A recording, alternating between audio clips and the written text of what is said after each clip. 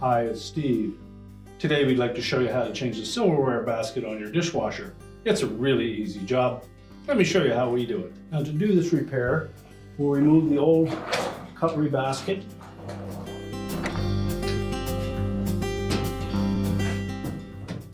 You'll take note that the replacement end basket is smaller in dimension than the original.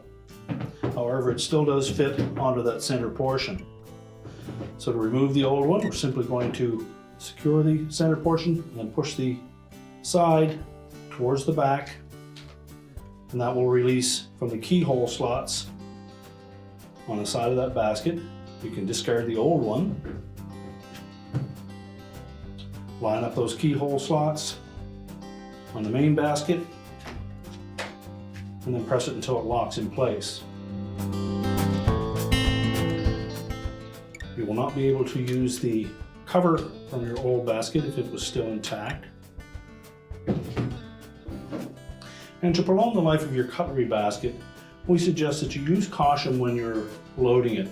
Try not to drop your cutlery into the basket, but place it individually into each of these locations or set them in gently.